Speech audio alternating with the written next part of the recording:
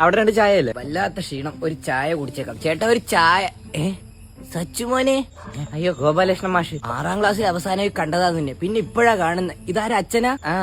അച്ഛാ ഇതാ എന്നെ സ്കൂൾ വെക്കാൻ പഠിപ്പിച്ച മാഷ്. അല്ല സ്കൂളിൽ വെച്ച് പഠിപ്പിച്ച മാഷ്.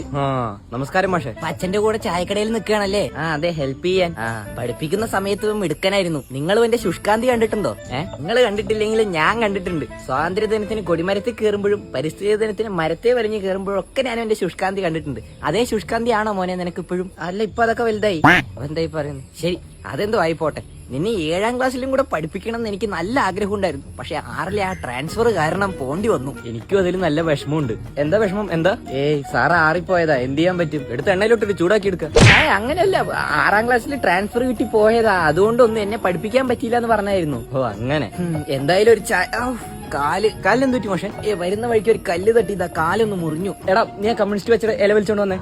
അയ്യോ വേണ്ട, അവൻ പൊയ്ക്കോളും, അനുസരണയുള്ള കുട്ടിയാ. ഇക്കാലത്ത് ഇങ്ങനെ അനുസരണയുള്ള ഒരു മോനെ കിട്ടുക എന്ന് പറഞ്ഞ ഭാഗ്യോ. എന്താ വലിച്ചു, ഇനി എന്താ ചെയ്യേണ്ട അച്ഛാ? ഇനി അതിനെ അരിക്ക്, എന്നിട്ട് അതിന്റെ നീര് കാലിൽ വെച്ച് കൊടുത്താൽ മതി. ഓക്കെ. ഞാൻ മോനെ പറ്റി പറയായിരുന്നു. എന്നെ പറ്റിയോ? എന്താ സാറേ? ഇക്കാലത്ത് ഇത്രയും അനുസരണയുള്ള ഒരു ദുശീലും ഇല്ലാത്തൊരു മോനെ കിട്ടാൻ ഭാഗ്യം ചെയ്യണം. ഇതിലൊക്കെ എന്താ സാറേ ഇരിക്കുന്നേ?